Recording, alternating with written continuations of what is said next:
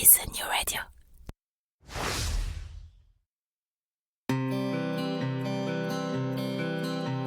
Cela fait partie des choses qu'on n'explique pas. Bien que n'y ayant le plus souvent jamais mis le moindre pied, le Québec nous attire. Et peut-être que c'est votre cas. Peut-être même que, comme des milliers de Français chaque année, vous envisagez sérieusement d'aller y poser vos valises pour quelques mois, pour quelques années, pour toujours, qui sait. Mais si en avoir envie est la condition première pour réussir votre expatriation, c'est aussi, et de loin, la plus facile. Quelles études, quel travail, quelle région, quelles écoles, quelle durée, quid de la santé, quid de ma retraite, quels seront vos droits, mais aussi quels seront vos devoirs.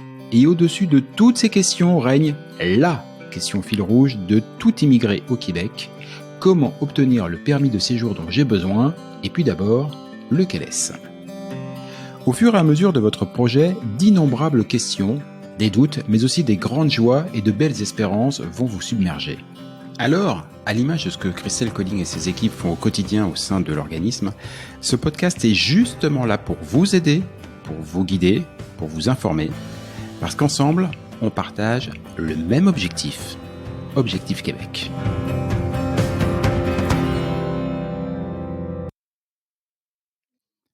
Salut à tous, Objectif Québec, le podcast, épisode 46.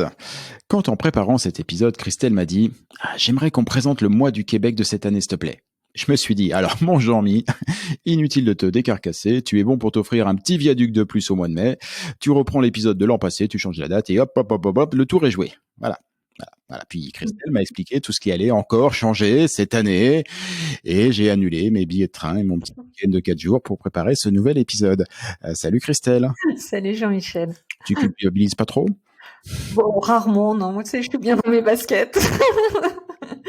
Non, pas du tout. J'aime ça. J'aime bien si ça vient te chercher un petit peu, que t'es obligé. Non, j'aime ça. C'est bien. Du coup, on a tout refait. Okay. Le mois du Québec, c'est le rendez-vous annuel d'Objectif Québec. Et avant que tu nous détailles toutes les nouveautés, juste une question. Pourquoi est-ce qu'on change une formule qui gagne? Parce que c'est toujours bien de s'améliorer, de progresser, de devenir meilleur. C'est comme dans toutes les choses de ce qu'on fait. Non, oui, si, franchement, c'est ça. C'est qu'il y a toujours des choses à améliorer. Et je serais très prétentieuse de dire qu'on a créé un événement et puis qu'il est nickel et qu'il ne peut pas changer parce que tout est parfait. Non, je pense que le monde évolue et je pense que tous les ans, il y a des nouvelles aussi choses qui arrivent et puis on écoute nos partenaires, on écoute nos candidats et c'est ça l'esprit collaboratif. Vous qui nous écoutez, si vous n'avez pas encore eu l'opportunité de discuter en vrai avec Christelle, les 30 dernières secondes qui viennent de suivre, c'est un condensé de ce qu'est Christelle. Et c'est exactement ça. Voilà, on a tout résumé en 30 secondes. C'est pour ça que je voulais te poser la question. Première chose sur la nouvelle édition de 2024, donc je peux déjà en donner les dates, 28 septembre, 15 octobre. Avant qu'on parle de tout ce qui va changer, tout ce qui arrive en plus, qu'est-ce qui change pas? Ce qui change pas, c'est notre équipe de malades, nos sourires, notre envie d'être là. Ça change pas parce que je pense que c'est ce qui fait l'événement, c'est l'équipe d'Objectif Québec et puis son expertise, puis ses partenaires, les partenaires opérationnels qu'on a avec qui on travaille toute l'année. Ça change pas parce que c'est vraiment le socle de tout ce qu'on fait toute l'année. Ça, c'est ce qui change vraiment pas. Voilà. Après, il y a peut-être des petites choses, mais dans les choses très positives qui changent pas, c'est ça. Et du coup, qu'est-ce qui change? Et évidemment, je me suis renseigné, puis on a préparé un petit peu. Désormais, on parle d'un événement hybride. Oui. Vous n'avez pas l'image, mais je fais ma tête d'ahuri avec l'oreille qui se dresse. C'est quoi un événement hybride? Alors, il y a plusieurs choses. Sur les choses qui ont changé, effectivement, on a cette année une plateforme, ce qu'on appelle vulgairement événementielle. Donc, les personnes qui vont s'inscrire, il faut toujours s'inscrire au mois du Québec. Donc, tu t'inscris là où tu veux aller, dans la ville dans laquelle tu veux aller. Donc, tu t'inscris, nom, prénom, adresse mail, enfin, la chose un petit peu classique.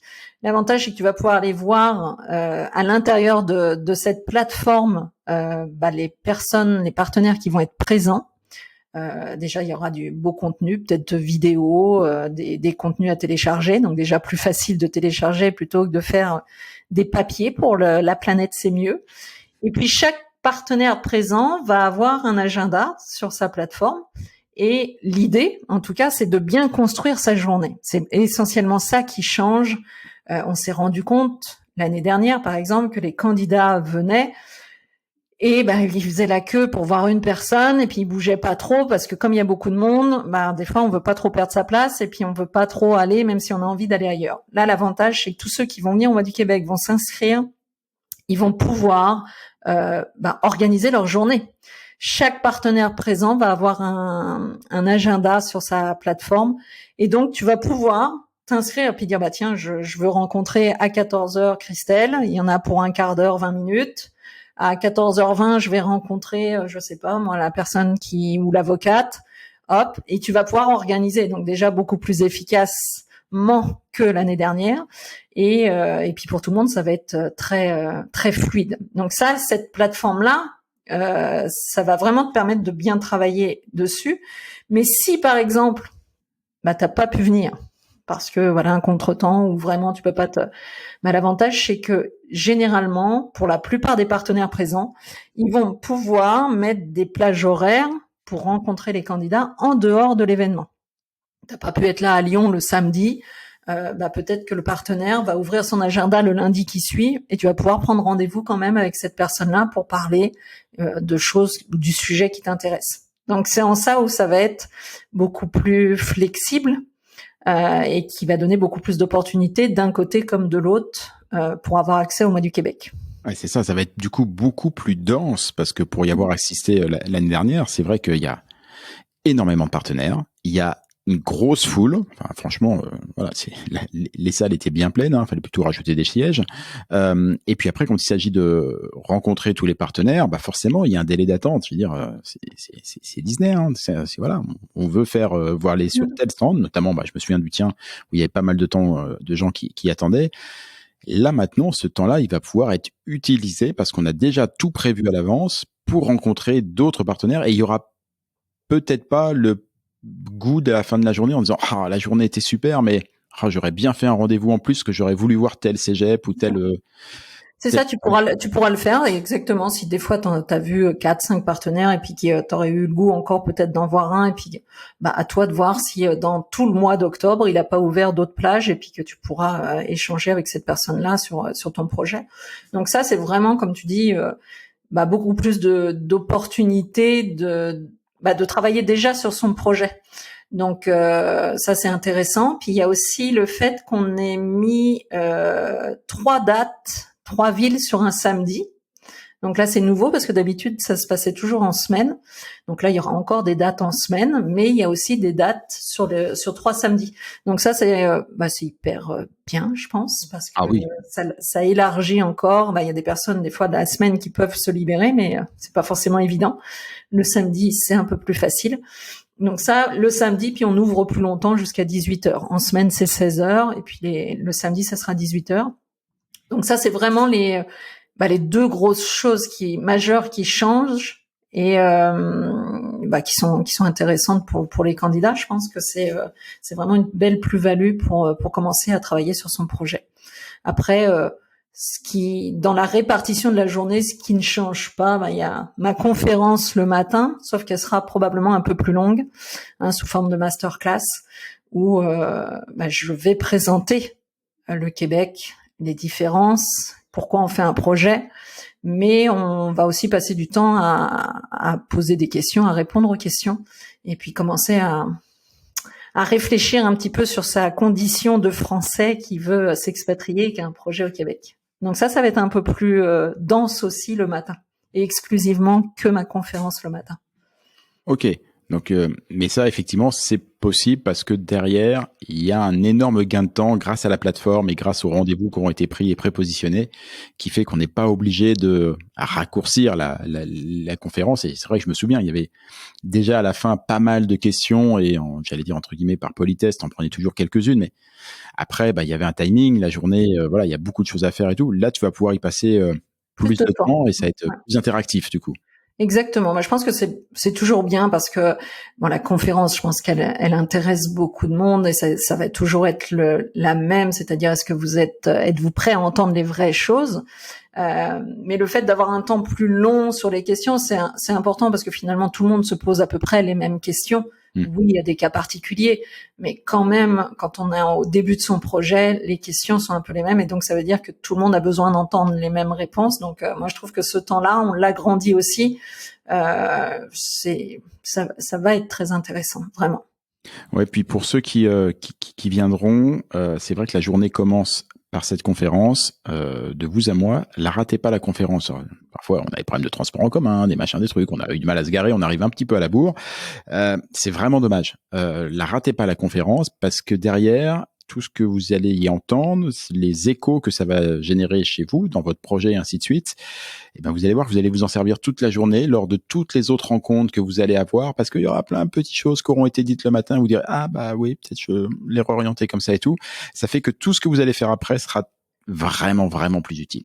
Ouais, t'as raison de le préciser parce qu'en fait, la conférence, que ce soit la conférence lors du mois du Québec ou les conférences que je donne une fois par mois, on voit toujours la différence de ceux qui ont écouté la conférence des personnes qui arrivent et qui n'ont pas écouté la conférence. On voit la différence. Pourquoi? Parce que il y a justement, je pense, cette prise de conscience de ce qui va se passer maintenant. Parce on arrive tous avec l'envie d'aller au Québec, mais il y a une compréhension de ce qui va se mettre en place et pourquoi et comment qui change après cette conférence-là. Donc, je te rejoins. Après, ça permet vraiment déjà d'être un petit peu éclairé, puis de se dire, déjà, je vais peut-être plus dire ces bêtises-là ou ces choses que j'évoquais, que c'était pas juste. Dans ma manière d'aborder les professionnels, peut-être que je vais le faire différemment. Et puis maintenant, c'est plus clair. On a de nombreux témoignages, même déjà qui circulent sur les réseaux, mais de personnes qu'on a accompagnées, qui sont passées sur le mois du Québec. À la fin de la journée, ça change complètement tout ce que tu avais imaginé. C'est plus clair. Ça y est, tu t'alignes vers quelque chose, quoi. C'est pas juste, c'est pas un truc touristique, quoi. Donc oui, la conférence est vraiment primordiale. D'abord pour ceux qu'on accompagne dans l'académie, je demande toujours à ce que tout le monde ait écouté au moins la conférence. Parce que justement, on s'est rendu compte que sinon tu redis des choses on redémarre à zéro sur des choses qui sont pas, qui sont nécessaires en tout cas. Oui, et puis cette conférence, elle est là pour, faire le tri, c'est pas le mot, mais marquer véritablement la différence entre ceux qui vont s'engager dans un vrai projet et ceux qui sont peut-être encore dans le j'aimerais bien. Je pense que après la conférence, c'est une prise de conscience, quoi. C'est-à-dire que est-ce que mon projet est un véritable projet auquel je tiens vraiment et je suis prêt, on est prêt à faire des efforts et on va les faire? Ou est-ce que c'était juste un petit peu, j'ai vu de la lumière et puis non, ou ça c'est venu me chercher et là ça veut dire que je suis pas encore prête, il va peut-être falloir 1 an ou 2 que je laisse passer. Ça arrive plein de fois, parce que c'est pour ça que quelque part c'est toujours bénéfique. Parce que moi j'ai des personnes qui reviennent me voir même maintenant en me disant, Christelle, on sera là à Bordeaux, on s'est déjà vu l'année dernière et l'année d'avant, on n'était pas prêt, ça y est, on est prêt. Et ça veut dire que ça fait son chemin quoi qu'il en soit. Il y a ceux qui sortiront en disant ça pique un peu, c'est venu me chercher ou j'ai pas voulu trop entendre certaines choses. Généralement, c'est pour des bonnes raisons. Si ça pique un peu, c'est peut-être parce qu'on n'est pas prêt totalement. Et puis ces gens-là, des fois, mettent 1 an ou 2, puis reviennent, puis me disent, c'est bon, Christelle, ça y est, on a bien compris, on a justement écouté les podcasts et tout, ça y est, on est prêt maintenant, on a ce qu'il faut. Puis il y a des personnes, vraiment, ça va allumer d'une prise de conscience de se dire, je suis prêt mentalement, mais peut-être pas techniquement, c'est-à-dire peut-être financièrement, ou on n'a peut-être pas réglé des choses en France ou quelque chose. Donc ils se laissent ce temps-là pour le faire, puis ils reviennent après. Puis il y a ceux qui arrivent qui et techniquement et mentalement, ça les révèle, et puis disent c'est bon, on y va, on sait que l'année prochaine on peut le faire, quoi. Donc quoi qu'il en soit, il faut assister à la conférence. C'est un acte fondateur de la journée, c'est aussi un acte fondateur de votre projet. Exact. Si je dis pas de bêtises, celle que je me transpose dans ce nouvel événement et sur la plateforme, j'allais dire encore plus que les autres années, on a quand même fichtrement intérêt à se manier pour s'inscrire, parce que quand on va s'inscrire, on va pouvoir commencer à prendre les rendez-vous, à les positionner. Les derniers arrivés, forcément, auront, comme qui dirait, un petit peu moins de choix. Pour les inscriptions, ça va se passer comment cette année ? C'est-à-dire que là, la com a commencé un petit peu. Les filles de la com ont commencé à en parler un petit peu sur les réseaux. Puis normalement, je dis bien normalement, ça doit être vers le 15 juin, l'ouverture. Donc ça va être signalé sur tous les réseaux et avec le lien de la plateforme pour aller s'inscrire. Et puis tout simplement, il n'y a rien de sorcier, mais ça va permettre de, comme tu le dis, de valider puis de commencer à pouvoir faire son petit agenda de sa journée. Et ça sera pas mal. Puis si les derniers n'ont plus de place, c'est ce qu'on dit toujours, c'est que le mois du Québec, oui, peut fermer ses portes, mais Objectif Québec est toujours là. Donc, vous prendrez rendez-vous avec moi pour votre projet, quoi qu'il arrive, même s'il n'y a pas eu assez de place le jour J. Et c'est à ce moment-là que je vous rappelle d'écouter les 30 premières secondes de ce podcast pour voir à qui vous aurez affaire. Le mois du Québec 2024, ça commence le 28 septembre. Je crois que c'est l'une des premières fois que ça commence en septembre. D'habitude, c'est toujours en octobre. Alors, c'est adapté parce que cette année, en France, il y a des Jeux Olympiques. Dis-moi pas que c'est pas vrai.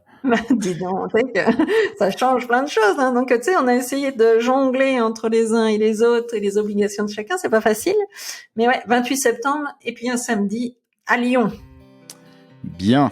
28 septembre, 15 octobre, le mois du Québec 2024. Et pour tout savoir sur l'événement, suivez tous les réseaux sociaux, accessoirement écoutez ce podcast, et puis allez évidemment sur le site lemoisduquebec.com. Merci beaucoup Christelle. Merci Jean-Michel. À bientôt, ciao. Bye.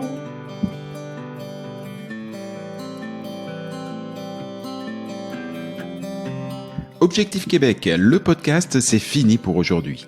Si vous y avez appris des choses, si vous avez toujours envie d'immigrer au Québec, et si vous êtes vraiment motivé, je ne saurais trop vous conseiller de prendre contact avec Objectif Québec. Avec leurs événements, leurs documents, leurs partenaires et tous les différents programmes d'accompagnement à la carte, Christelle et ses équipes vous faciliteront grandement la vie et vous proposeront tous les outils pour réussir votre rêve de vivre au Québec. Rendez-vous pour cela sur le site de objectifquebec.ca, objectif au singulier, Québec, tout ça en un seul mot.ca. Et donnez-lui une bonne note, ça fait plaisir à Apple et Google. Et puis nous, on va vous dire, on n'est pas fâchés. Rendez-vous sur un prochain épisode, et d'ici là, comme on dit au Québec, à tantôt!